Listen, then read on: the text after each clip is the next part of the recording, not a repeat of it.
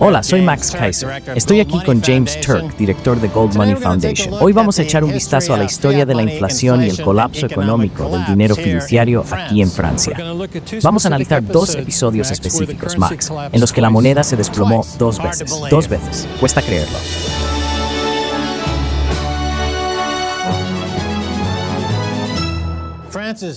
El primer experimento de Francia con dinero fiduciario duró solo 5 años, pero dejó cicatrices profundas.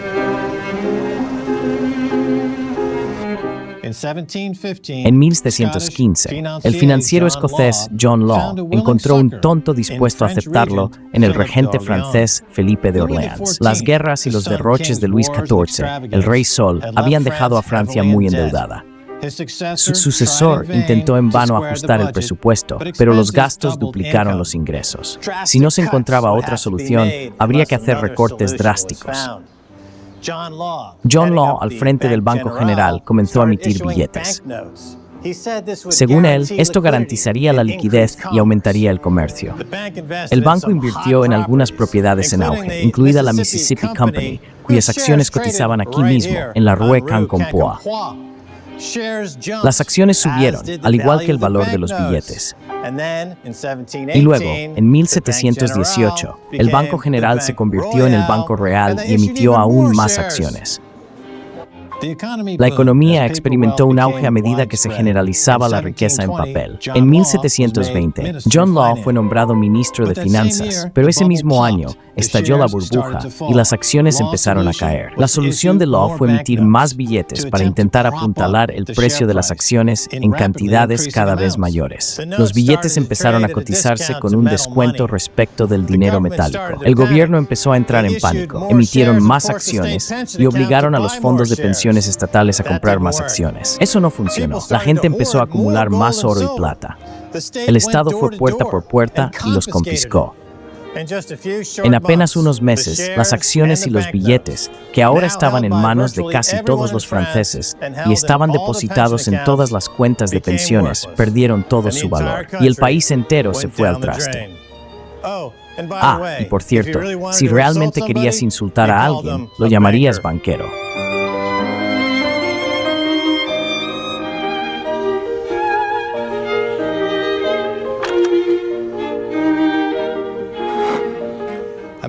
Soy James Turk, director de la Fundación Gold Money. Es un placer para mí hablar con Pierre Jovanovic, autor de bestsellers y reconocido historiador. Creo que hay un defecto en la naturaleza humana que nos hace pensar siempre que en este mundo hay algo gratis, y que hay algo gratis que se consigue imprimiendo dinero. Pero en realidad no hay nada gratis, y la impresión de dinero, en última instancia, conduce a una crisis financiera o monetaria, que es lo que ocurrió con la burbuja de Mississippi. Y en última instancia, las acciones de la empresa de Mississippi subieron. Al final se derrumbaron.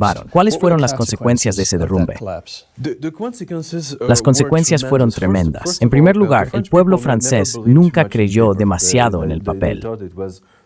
Pensaron que era una tontería aceptar papel en lugar de oro o plata físicos. Y entonces se inició una especie de mini revolución. La empresa Mississippi estaba en la calle Quincampoix, en París, y había como miles de personas que llegaron y se pusieron en huelga justo enfrente. Querían que les devolvieran el dinero. ¿Fue una corrida bancaria? Sí, fue una corrida bancaria. Y el pánico bancario empezó con gente que estaba muy bien informada. Empezó con la gente del entorno del rey, por supuesto. Y luego, progresivamente, tardó unos 3 o 4 días en desaparecer. La información llegó a la gente. Lo que estaban haciendo era intentar tomar este papel, que se basa únicamente en promesas, para canjearlo por oro y plata físicos reales. Porque el activo tangible, en última instancia, tiene valor en los papeles solo en función de la promesa de alguien. Y temían que esas promesas no valieran nada. Y en realidad no valían nada. No olviden que al principio decían que el Mississippi Era como la tierra prometida. Lo decían en inglés. Así que estaba llena como una ciudad bíblica, ya sabes. Llena de minas de oro y minas de plata y manzanas de oro en los árboles, ya sabes, algo así. Así que la gente realmente fantaseaba con eso, ya sabes. Así que todo el mundo quería las acciones de esta empresa de Mississippi y hasta tal punto que tuvo tanto éxito que General Law emitió más acciones, por supuesto, más acciones disponibles. Pero eso es algo muy común, ya lo hemos visto a lo largo de la historia. Después del colapso de la burbuja de Mississippi, ¿cuál fue el impacto en el pueblo francés? ¿Fue en todo el país o solo en París? Sé que fue definitivamente en todo el país, porque no olvidemos que la ley que prohibía a los franceses utilizar monedas de oro y plata era extremadamente activa. Y la gente de toda Francia fue encarcelada. Y en ese momento la cárcel era muy específica. Fue una auténtica pesadilla. La gente estaba muy asustada porque todo el mundo se volvió loco.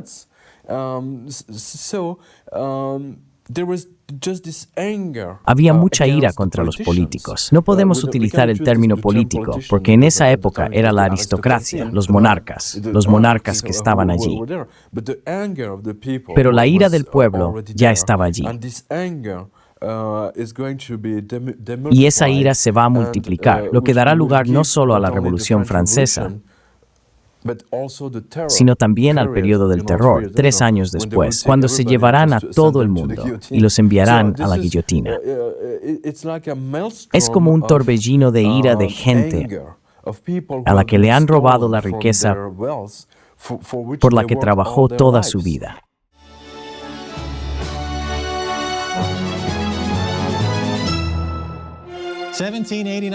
(1789) Francia se encuentra en crisis. Se derroca el antiguo régimen y la Asamblea Nacional suprime el feudalismo y los privilegios de la nobleza y el clero y declara los derechos del hombre. La Bastilla es tomada por asalto y el rey se ve obligado a aceptar una monarquía constitucional. Un sentimiento de libertad e ilustración se apodera de la nación. Las mentes más brillantes del país acuden a la Asamblea para pronunciar apasionados discursos, pero la abrumadora deuda es un problema. Algunos sugieren la emisión de bonos para recuperar la liquidez y la prosperidad.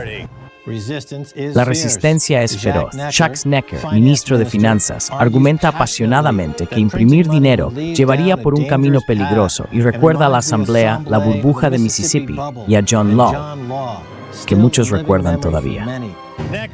Necker fue atacado ferozmente por los defensores de los asignados. Ya ves, tenían un plan de recortes. Iban a confiscar propiedades de la iglesia y harían una emisión única de 400 millones de libras. Ya ves, esa era la obligación hipotecaria garantizada de su época, limitada, única, respaldada por bienes inmuebles. ¿Qué podría salir mal? La crisis de la deuda se agravó, la plata desapareció del mercado. Hubo un clamor por el papel moneda. Pero los defensores de la moneda sólida fueron elocuentes. Recordaron a John Law y a la compañía Mississippi. Nombres como Necker, DuPont, Maury. Durante un año entero se debatió entre el papel moneda y el dinero en efectivo. Los partidarios del papel moneda decían que se trataría de un acuerdo único con todas las garantías. Y al final, por un puñado de votos, se aprobaron 400 millones de libras de asignaciones. Pierre, ayúdame a entender algo. En 1720, la burbuja del Mississippi estalló y trajo devastación a Francia y a su gente. 70 años después, Francia volvió a recurrir al papel moneda. ¿Cómo pudo suceder esto?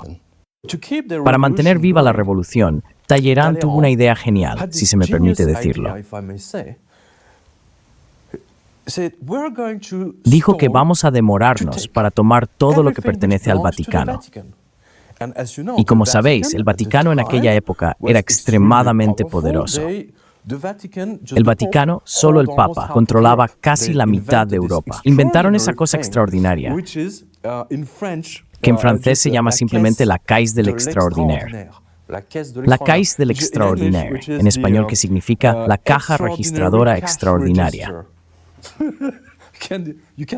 No te lo puedes inventar. Y esta caja registradora extraordinaria fue creada para vender todo lo que le quitan al Vaticano. Entonces confiscaron los terrenos del Vaticano, las iglesias y todo, y crearon este assignat para vender todas estas propiedades, para recaudar dinero para pagar los déficits. Al principio no era papel moneda, porque daban intereses. El gobierno francés daba intereses, pero luego se dio cuenta de que era una buena idea y simplemente lo convirtió en papel moneda. Y comenzamos de nuevo. La segunda vez fue más fácil. El asunto fue una maravilla. El gobierno pagó sus gastos. La gente recibió sus nuevos y relucientes asignats. Se estimuló el comercio y aumentó la liquidez.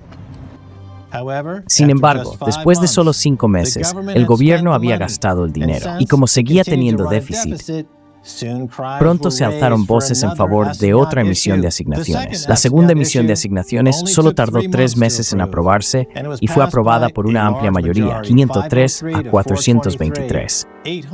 Se iban a emitir 800 millones de libras. Necker dimitió. La familia real huyó al Palacio de las Tuileries, vestida con ropa de sirvienta, pero fue detenida en Varennes. Los asignados ya habían empezado a perder valor. El oro, la plata y el cobre habían sido expulsados de la circulación, pero la gente quería más. De hecho, el gobierno emitió otros 100 millones de libras de asignats. Los precios siguieron subiendo, pero la gente quería más. Era un círculo vicioso. Precios más altos, más asignados. Los extranjeros, los nobles exiliados, los comerciantes, la iglesia, todos fueron culpados por el aumento de precios, pero no los asignados. La especulación se descontroló a medida que la gente intentaba protegerse contra la depreciación de la moneda. Surgió una nueva clase de especuladores que en realidad querían más de ese dinero ficticio y presionaron al gobierno para que mantuviera en funcionamiento las imprentas. En diciembre de 1791 se autorizó una nueva emisión de 800 millones de libras más.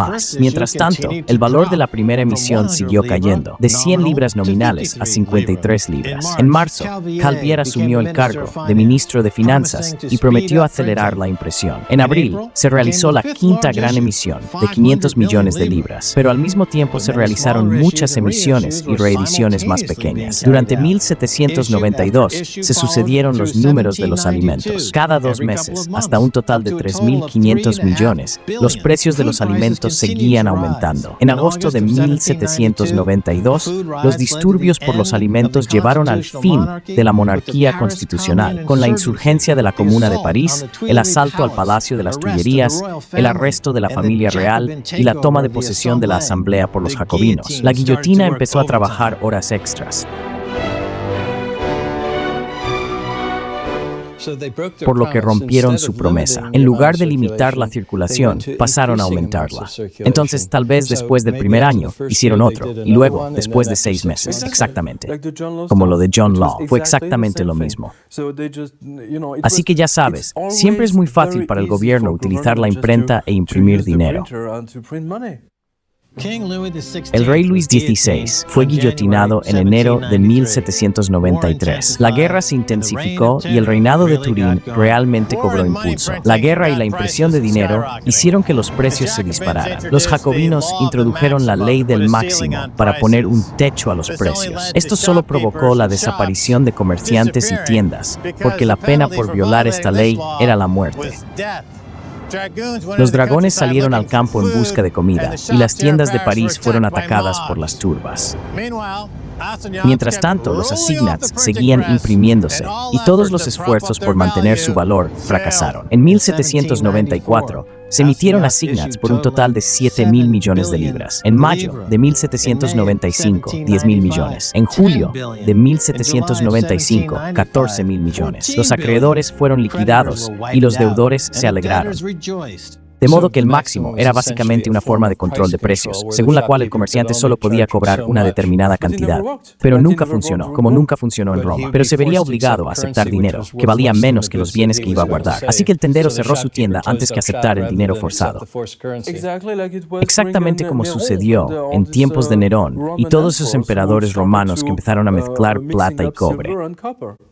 Y eso destruyó la economía aún más que el colapso de la moneda. Exactamente. La historia se repite una y otra vez. En octubre de 1795, la convención cayó y fue sustituida por el directorio. Para entonces, la guillotina se había convertido en un elemento habitual de la sucesión gubernamental. El directorio intentó sustituir los ya casi inútiles assignats por una nueva cuestión con un nombre diferente: mandato. Esto duró poco. Los assignats siguieron circulando, pero cada vez tenían menos valor. Así que, cuando finalmente los assignats se derrumbaron, entramos en lo que se llamó el mandato o el mandat, y solo duró un año. También era una forma de papel moneda, definitivamente. Eran solo papeles corrientes. Ni siquiera había ninguna propiedad de la iglesia para respaldar el dinero. Eso es asombroso. Se trataba únicamente de la confianza del gobierno revolucionario, y ya nadie confiaba en él. El directorio marcó el fin de la Revolución Francesa. La pobreza aplastante se apoderó de la nación. Temían el ascenso de los militares y tenían razón en 1799, el golpe de Napoleón, que trajo consigo el consulado y luego el imperio. Mientras viva, nunca recurriré al papel irredimible. Él nunca lo hizo, y Frank conservó el oro hasta la Primera Guerra Mundial.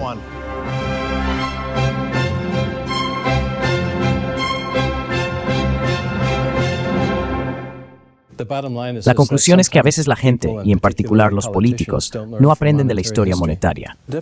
Definitivamente. Quiero decir, la historia se está repitiendo, especialmente ahora. Quiero decir, podemos ver exactamente lo mismo. Lo que estamos viendo hoy es lo que el pueblo francés ha visto, ya sabes, hace como 200 años con John Locke. Creo que lo fundamental es que la gente debería sacar sus libros de historia y ver lo que sucedió antes.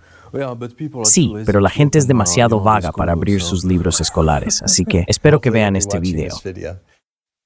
Parece que cuando alguien en cualquier lugar juega con dinero fiduciario, se produce una catástrofe. James, ¿alguien va a aprender de esta historia? Bueno, esperemos que esta vez aprendamos de la historia para no tener que revivirla. Vayamos a un café y compremos algo de oro.